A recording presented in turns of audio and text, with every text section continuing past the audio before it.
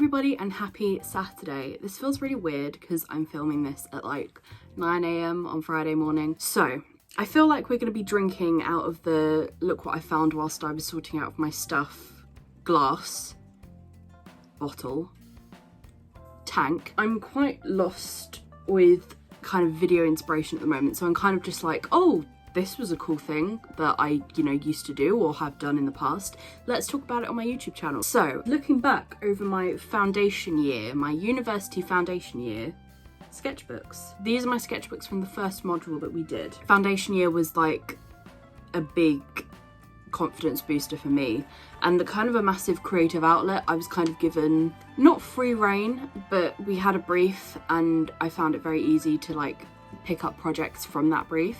So I'm quite excited to look back through these. So the module was quite a long one. It ran from September all the way through to the end of January. We had to create 4 different like pieces, I guess, every maybe 5 weeks, I think. So every 5 weeks you'd start in like the new section of that project, and each section was described by size. So we had to make a small thing for 5 weeks, a medium thing for 5 weeks, a large thing for 5 weeks, and then an extra large thing for the last 5 weeks. So here we go. So within the first 6 weeks of me being at uni, at my accommodation, I'd changed rooms, I'd moved rooms, because the people that I was staying with in my first flat, first of all, just weren't my kind of people, and second of all, literally doing drugs in the kitchen, so that was fun. So I requested to move rooms, so I did. Then I found that once I'd moved rooms, I really started to relax, and it wasn't until that point, because I was kind of like worried about who I was living with before in the first flat.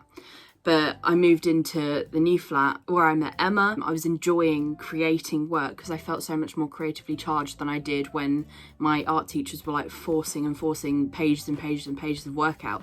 That's really not the way to do it. The way to create a sketchbook that you're proud of, to feel like it's your creativity spilling out onto the page. I didn't feel like that at A-level, but finally with these sketchbooks, I just felt like it was my creativity for the project just absolutely spilling out onto the page. I was a lot less stressed, I was sleeping a lot better. There was literally a day where I must have been just so comfortable and just probably just like catching up on the hours of sleep that I'd missed over A-level, and my stress just like letting go. But I woke up 4:30 in the afternoon, like I'd gone to bed at quite a normal time. Then I think I watched a film, made some food, watched another film, then fell back asleep again for like another full 8-9 hours. And I think that was kind of when I realised that I'd missed out on so much like rest and rejuvenation, that my body was literally just catching up with itself. My body was giving itself the sleep, the rest that I needed. So I'm gonna actually move on to talking about my sketchbook. I got a first on this project. I barely scraped a D at A-level art and I got a first on this project. That's the highest that you can get. So I based my entire project on the musical Into the Woods. Gorgeous title page. I had a 3D pen, still have a 3D pen. For the small part of the project, I created something similar to this that could be used as like a set piece on a stage. I just did like loads of studies of trees. I got a big like calligraphic once upon a time. Oh, and here, this was my idea. So I'd imagined it being like a big set, but obviously I scaled it down so that it could be like the small thing. So it was a big like set piece that said trees up the top, and then falling onto the stage were like literal branches and stuff, so that the actors could walk through it and enact the story, but it was like a literal representation of trees. This I absolutely love. I was like doing different things on each of the characters, and this was my sort of like costume representation of what Cinderella's dress would have looked like. Definitely not like proportion correct, but I do love this. That was kind of the end of that 5-week project. I'll put a proper picture of my item here, of my piece here, just because it looks a lot better in the photos that I've taken rather than the ones I printed off.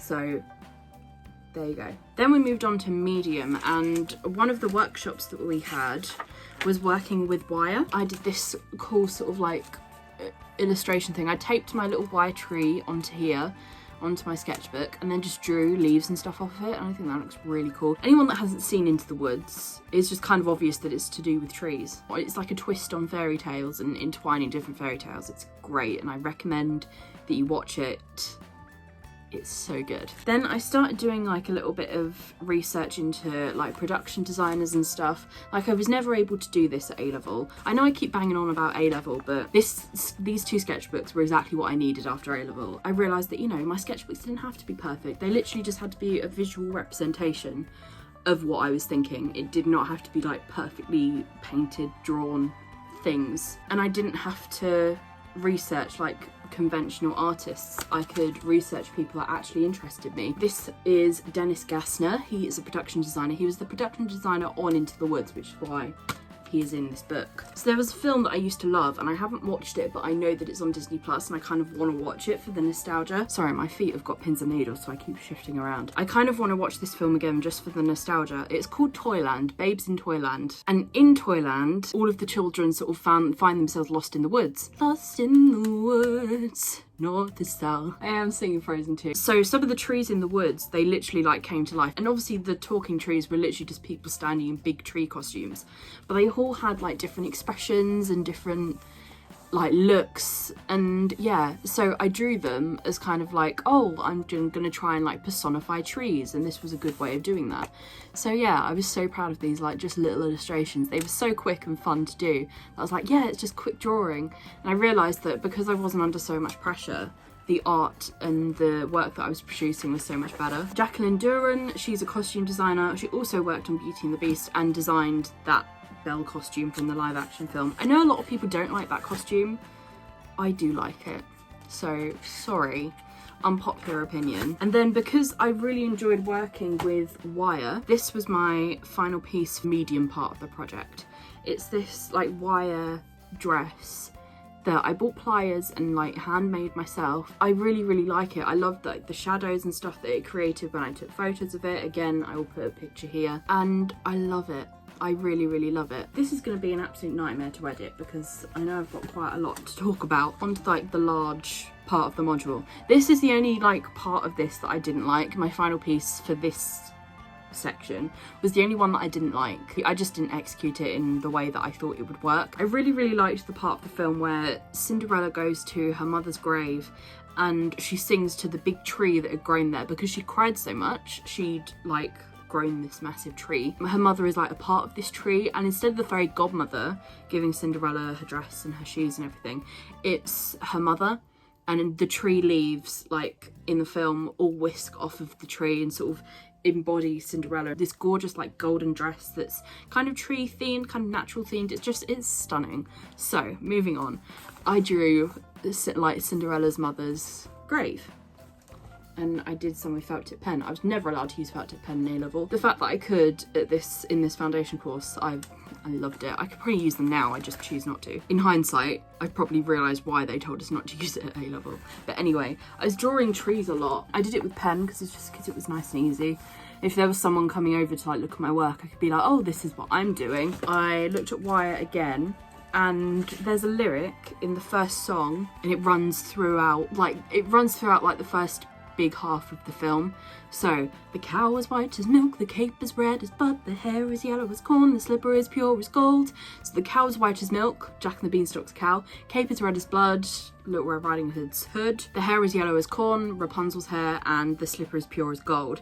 That's Cinderella's slipper. In this version, she is just gold and has gold slippers. I created a shoe with like gold wire and stuff all over it. I painted a load of yellow fabric and I painted some red fabric, and then I tried to create sort of like the beanstalk out of wire. This I really don't like and probably, you know, triggered the downfall for this part of the project.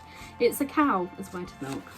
Let's just leave that there, shall we? Final design was a mobile. So a mobile that would hang over a baby's crib or something with the 4 objects sort of hanging from it, I guess. And I don't know, it was just a bit anticlimactic. You can kind of see here, I don't even really want to put a massive picture of it because I'm just not that proud of it. I've realised that it was just a bit too lo-fi and I could definitely do better than that. Like I could have just designed it better and it would have worked better. Then finally, extra large. I do actually have my extra large project piece, but it's right behind a massive set of drawers over there and I do not have the strength to go and fish it out. Trees was something that ran through this project quite a bit. I really liked the mobile design. I wanted to make something that hung. So that was kind of where the design started. So I didn't like use loads of this second sketchbook, but obviously I have used it. I've done this, which I love. The trees are obviously still a very prevalent theme. I just love this. It's so cool. We could obviously literally take this as like large as we wanted to, and I went full out and was just like, do you know what, let's make a whole set piece. Then I started looking at design ideas. So I thought about doing 3 different sections. So leaves, and bark. And this is my final, oh okay, this is my final design. So this was my final design. So the whole idea was there was bark in the middle with leaves and stuff, and like big leaves that stretched all the way down the wall. And see here, 6 meters.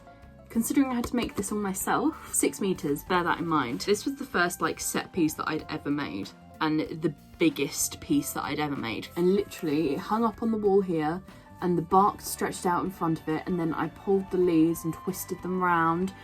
I was sat in our kitchen at our uni accommodation, and obviously the other people that lived there, so like Emma, kept walking in and out of the kitchen like pretty much all day, and every time they walked in there would just be more fabric strewn across the entire room. So I had these big like lengths of green fabric that I like taped to the window and would then plait with different bits of fabric. It took like 7 hours to make this thing. I absolutely loved making it, like for the lols of the fact it took over the entire kitchen as I made it. It was just, you know, fun to make a set piece. It was so much fun. I'm immensely proud of this piece. So overall, this project kind of kickstarted my love of what I'm doing now. I definitely was questioning my choices of my course and stuff, but I think that was literally because the amount of stress that A-level caused me. I'd kind of fallen out of love with creating art and stuff like that. So to be able to have that creative freedom, it definitely helped me out 100%, and I'm so glad that I did my foundation year. Guys, thank you so much for watching. I really hope you've enjoyed this. Please like and subscribe. I am going to have new products launching on my Etsy shop on Monday. I have created some Easter cards